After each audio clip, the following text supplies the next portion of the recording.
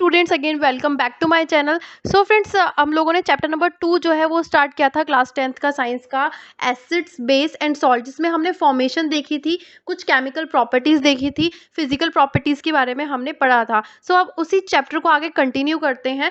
Acids और base के related थोड़े से और केमिकल प्रॉपर्टीज हैं, उसकी वो जानना बहुत इंपॉर्टेंट है, क्योंकि मैंने आपको बताया था इस चैप्टर में बहुत सारी केमिकल रिएक्शंस हैं और केमिकल रिएक्शंस जो होती हैं वो एग्जाम पॉइंट ऑफ व्यू से बहुत इंपॉर्टेंट होती हैं। सो यहाँ पे स्टार्ट करते हैं। सबसे पहले देखते हैं एसिड्स और बेस, जिसको हमने अपनी लास्ट वीडियो में पढ़ा था। उसमें क्या चीज ऐसी है जो कॉमन होती है, राइट? सो कॉमन हम देखेंगे एसिड्स और बेसिस में। तो एसिड्स और बेस को जब हम वाटर के अंदर डालते हैं तो उसके अंदर आयंस मिलते हैं हमें। जब इलेक्ट्रिसिटी पास कराते हैं तो हमें आयंस मिलते हैं।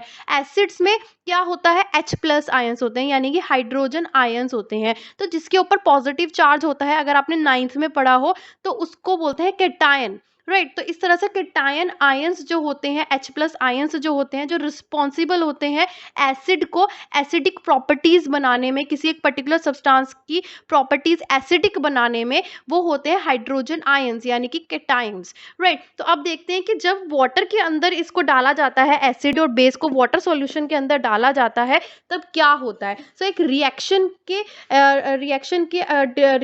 के साथ हम लोग इसको समझेंगे, क्योंकि रिएक्शन इंपॉर्टेंट होती है। जैसे कि आपको पता है HCl is an acid, hydrochloric acid. जब हम उसको वाटर सॉल्यूशन के साथ ऐड करवाएंगे H2O के साथ, तो यहाँ पे आयंस बन रहे हैं, H3O+ ions and Cl negative ions, right? अब देखते हैं कि ये H3O+ आयंस क्या है, क्योंकि अभी हमने पढ़ा था कि हाइड्रोजन आयंस मिलते हैं, कैटायंस मिलते हैं एसिड से। तो ये बेसिकली हाइड्रोजन आयंस जो होते हैं, ये आपको ये ध्यान में रखना है कि ये अकेले जो है एग्जिस्ट नहीं करते। These hydrogen ions can not exist alone ये एग्जिस्ट नहीं करते, ये वाटर मॉलिक्यूल के साथ कंबाइन होकर हाइड्रोनियम आयंस बनाते हैं, राइट? तो ये आपको ध्यान में रखना है, जो हाइड्रोजन आयंस होते हैं वो अलोन एग्जिस्ट नहीं करते, but they can combine with the water molecules. जैसे कि इस इक्वेशन में आप देख रहे हैं, हाइड्रोजन आयन जो है वाटर मॉलिक्यूल्स के साथ कंबाइन होकर हाइड्रोनियम आयंस बनाते हैं। तो यहाँ पे हम लोग एक कंक्लूजन ये निकाल सकते हैं कि जो हाइड्रोजन आयंस होते हैं HCl में,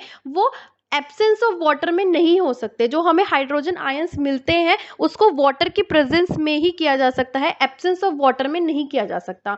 सो ये इंपॉर्टेंट पॉइंट है इस वाले कंसेप्ट का। इसके अलावा बेस की बात करते हैं। जब हम बेस को वाटर के अंदर डिसॉल्व करेंगे तब भी हमें आयंस मिलेंगे, जैसे कि NaOH, sodium hydroxide is a base. तो जब हम इसको वाटर में डिसॉल्व करेंगे तो हमें सोडियम आयंस मिलेंगे और हाइड्रोक्साइड आयंस मिलेंगे, OH नेगेटिव आयंस मिलेंगे। सो इस बात का आपको ध्यान में रखना है।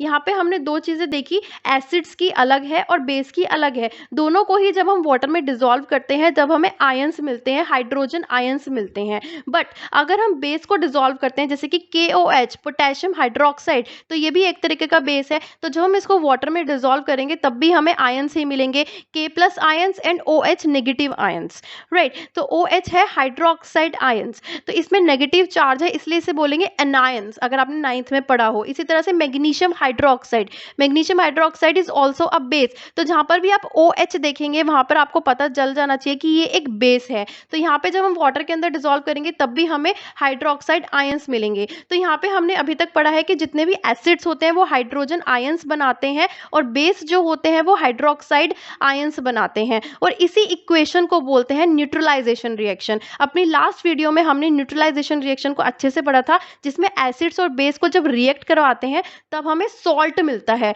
और वाटर मिलता है, जिसको न्यूट्रलाइजेशन रिएक्शन बोलते हैं। तो होप आपने वो वीडियो देखी हो, जिससे कि आपको पता चले न्यूट्रलाइजेशन रिएक्शन क्या होता है। तो यहाँ पे हम देखते हैं इस इक्वेशन को, नेक्स्ट जो इक्वेशन है इसको एक बार समझते हैं, इसका मतलब क्या है। जैसे कि सबसे पहले जो है MOH लिखा है, OH मैंने आपको बताया ये एक बेस होता है, तो M की जगह हम यहाँ पे सोडियम डालते हैं तो सोडियम हाइड्रोक्साइड बन जाता है, राइट? इसी तरह से HX है, X की जगह अगर हम Cl लिखते हैं तो HCl बन जाएगा, विच इज एन एसिड। तो एसिड और बेस इन दोनों को जब हम रिएक्ट करवाएंगे, तो जैसा कि हमें पता है न्यूट्रलाइजेशन में जब एसिड्स और बेस को रिएक्ट करवाते हैं तब सॉल्ट मिलता है, यानी कि MX मिलता है। M हो गया, जैसे हमने पता है M होता है Na और X की जगह हमने रखा था अपने Cl, तो यहाँ पे जो है एक सॉल्ट बन गया MX विच डिनोट NaCl। यहाँ पे हमने सिर्फ एग्जाम्पल लिया है, आपसे कुछ भी पूछा जा सकता है, जरूरी नहीं है कि आपसे HCl ही पूछा जाए या NaOH भी पूछा जाए। NaOH की जगह जाएगा आपसे KOH भी पूछा जा सकता है, राइट। इस तरह से बाद में जो बच जाता है H2O यानी कि H प्लस आयंस और OH नेगेटिव आयंस, ये दोनों मिलकर जो है वाटर क्रिएट करते हैं, जिससे ये पूरी रिएक्शन जो है एक न्यूट्रलाइजेशन रिएक्शन बन जाती है। सो होप ये पूरा कंसेप्ट आपको समझ में आ गया हो। अगर आपको कुछ भी चीज़ ऐसी है नहीं समझ में आती तो कमेंट करके आप प्लीज़ ज़रूर पूछ सकते हैं। अब यहाँ पे एक और प्रोसेस आता है डाइल्यूशन का, राइट। डाइल्यूशन क्या होता है कि जब हम एसिड और बेस में वाटर ऐड करते हैं तब वो एसिड और बेस कहलाता है कि वो डाइल्यूट हो गया है। ये क्वेश्चन बहुत इंपॉर्टेंट है और इस बार क्वेश्चन जो है एग्जाम में पूछा भी गया था कि डाइल्यूशन मतलब क्या होता है। तो डाइल्यूशन आप देखेंगे जब वाटर की क्वांटिटी इंक्रीज होती है तो वो ज़्यादा डाइल्यूट होने लगता है, और जब हम वाटर की क्वांटिटी को डिक्रीज करते हैं तो डाइल्यूशन नहीं होता, कॉन्सेंट्रेटेड वो बन जाता है सॉल्यूशन, राइट। सो होप ये डाइल्यूशन वाला केस आपको समझ में आ गया है। अब हम पढ़ते हैं कि एसिड्स और बेस वो कितना स्ट्रॉन्ग है या फिर कितना वीक है।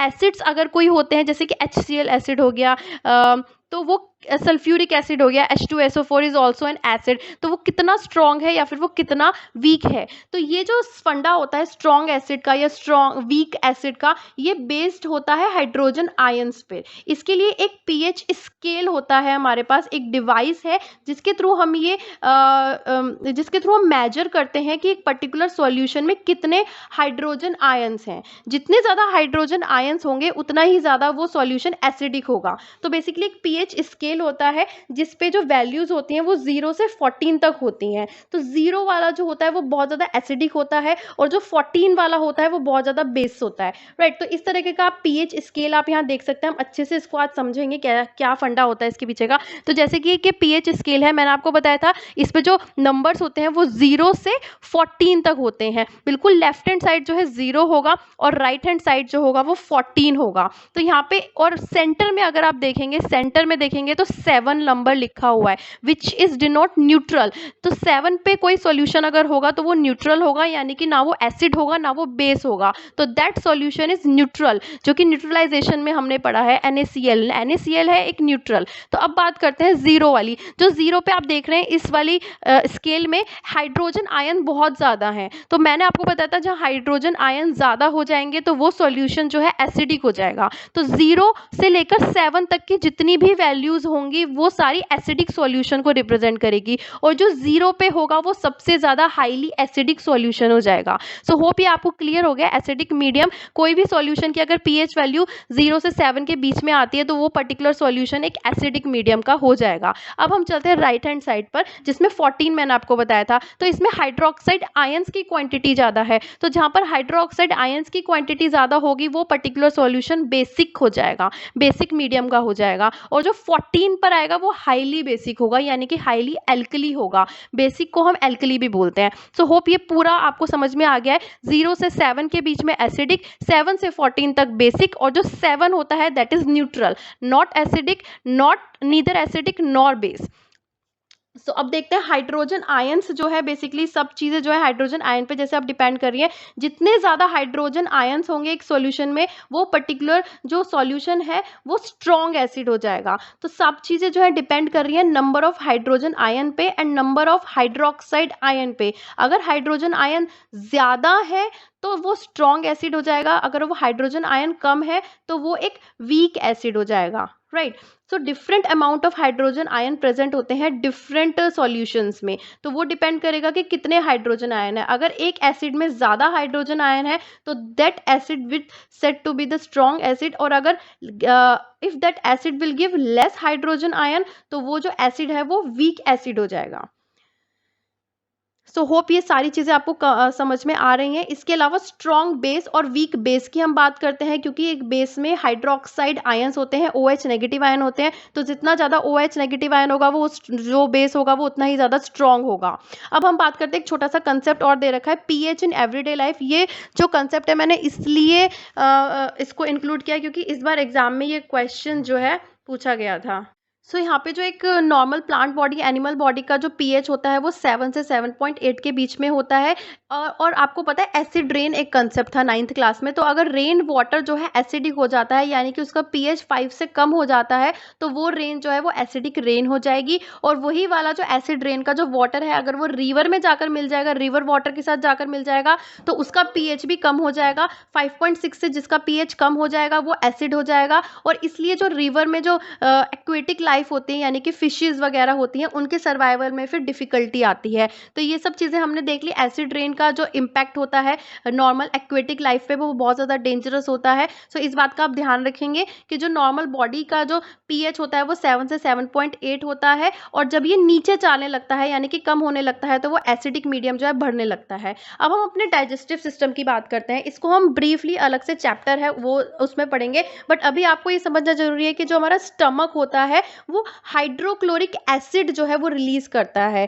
स्टमक जो होता है हमारा वो HCl रिलीज करता है विच इज एन एसिड, और ये जो HCl होता है वो डाइजेशन ऑफ फूड में हेल्प करता है, right. So digestion of food में ये हाइड्रोक्लोरिक एसिड जो हेल्प करता है, बट जब ये HCl जो है रिक्वायरमेंट से ज़्यादा रिलीज होने लगेगा तब एसिडिटी क्रिएट होती है। आपने एसिडिटी के बारे में बहुत सुना होगा। तो एसिडिटी कब होती है? जब हमारा स्टमक जो है वो ज़रूरत से ज़्यादा, जितना रिक्वायरमेंट है उससे ज़्यादा एसिड प्रोड्यूस करने लगता है, HCl प्रोड्यूस करने लगता है, तब हमारे स्टमक में पेन होना शुरू होता है और इसे बोलते हैं एसिडिटी, राइट। अब इस एसिडिटी से छुटकारा पाने के लिए आपने सुना होगा एंटा एसिड्स लोग लेते हैं। सो ये एंटा एसिड्स का कंसेप्ट बहुत इंपॉर्टेंट है क्योंकि ये इस बार एग्जाम में आया भी है, इसलिए मैं आपको बताना चाहती हूँ कि जो एंटा एसिड्स होते हैं वो एक तरीके के बेस होते हैं।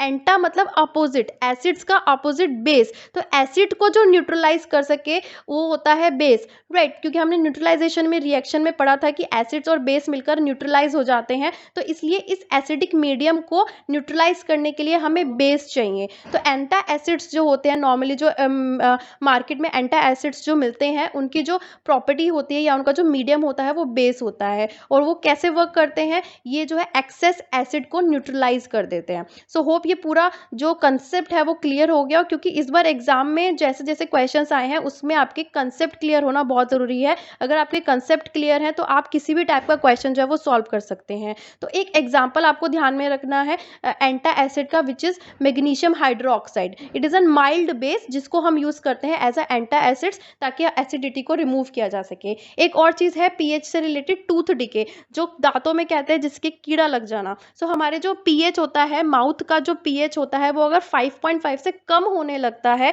तो उसे बोलते हैं टूथ डिके, राइट। तो टूथ डिके कब होता है? टूथ जो हमारे टीथ जो है वो खराब कब होने लगते हैं या उनमें कीड़ा कब लगता है? जब हमारे माउथ का पीएच जो है वो कम होता चला जाता है 5.5 से, राइट। तो जैसा कि इसके पीछे भी एक बहुत अच्छा सा सॉल्यूशन है, कंसेप्ट है, वो समझना ज़रूरी है। क्योंकि हमारे, आपको पता है जो हमारे टीथ होते हैं वो कैल्शियम फॉस्फेट के बने हुए होते हैं। तो जब हम खाना खाते हैं हमारे मुंह में जो फूड पार्टिकल्स जो होते हैं यानी कि जो शुगर पार्टिकल्स होते हैं वो रह जाते हैं, तो वहाँ से बैक्टीरिया जो है वो प्रोड्यूस होने लगते हैं हमारे माउथ में, राइट। तो होप ये आपको समझ में आ रहा है। जो फूड पार्टिकल्स हैं, जो शुगर है हमारे माउथ में, खाना खाने के बाद जो रह जाते हैं वो बैक्टीरिया प्रोड्यूस करते हैं, और उस बैक्टीरिया से हमारा जो टूथ है वो कोरोड होने लगता है यानी कि खराब होना शुरू हो जाता है। सो इस चीज़ को आपको समझना ज़रूरी है क्योंकि इससे रिलेटेड भी क्वेश्चन आया है कि टूथ डिके कब होता है। तो एक तो ये चीज़ है कि जब पीएच जो है 5.5 से कम होता है, और जब जो फूड पार्टिकल्स हैं माउथ के अंदर हमारे रह जाते हैं और वहाँ पे बैक्टीरिया प्रोड्यूस होने स्टार्ट हो जाते हैं, तब टूथ डिके जो है स्टार्ट हो जाता है।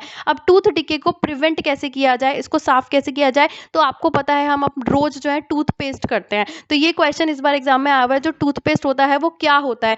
As they are basic, they are acid और दे आर न्यूट्रल। तो टूथपेस्ट जो होता है वो बेसिक होगा क्योंकि एक्सेस एसिड को न्यूट्रलाइज करने के लिए हमें बेसिक बेस चाहिए। तो टूथपेस्ट जो होता है वो बेसिक इन नेचर होता है, राइट। तो इन टीथ को क्लीन करने के लिए, इन एक्सेस एसिड को न्यूट्रलाइज करने के लिए, टूथ डिके को प्रिवेंट करने के लिए हमें बेस चाहिए, एंड बेस होता है टूथपेस्ट। तो होप ये सारी चीज़ें आपको क्लियर हो गई हैं। एक छोटा सा कंसेप्ट और रह गया है जो कि पार्ट नंबर 3 में हम बिल्कुल फिनिश कर देंगे। होप आपको सारी चीज़ें अच्छी लगी हैं, तो प्लीज़ कमेंट करके ज़रूर बताइए। कोई सजेशंस है इंप्रूवमेंट के लिए, आपको कुछ चीज़ समझ में नहीं आ रही है तो आप प्लीज़ उसको भी शेयर कीजिए ताकि मैं अपने नेक्स्ट वीडियो में उसको इम्प्लीमेंट करूँ, क्योंकि मेरा मोटिव आपको अच्छे से अच्छे तरीके से समझाने का है। आपका टाइम वेस्ट बिल्कुल नहीं होना चाहिए इस लॉकडाउन में। सो फ्रेंड, मिलते हैं नेक्स्ट वीडियो में। Till then bye bye and take care. Students again welcome back to my channel. So friends, हम लोगों ने चैप्टर नंबर 2 जो है वो स्टार्ट किया था क्लास 10th का साइंस का, एसिड्स बेस एंड सॉल्ट, जिसमें हमने फॉर्मेशन देखी थी, कुछ केमिकल प्रॉपर्टीज देखी थी, फिजिकल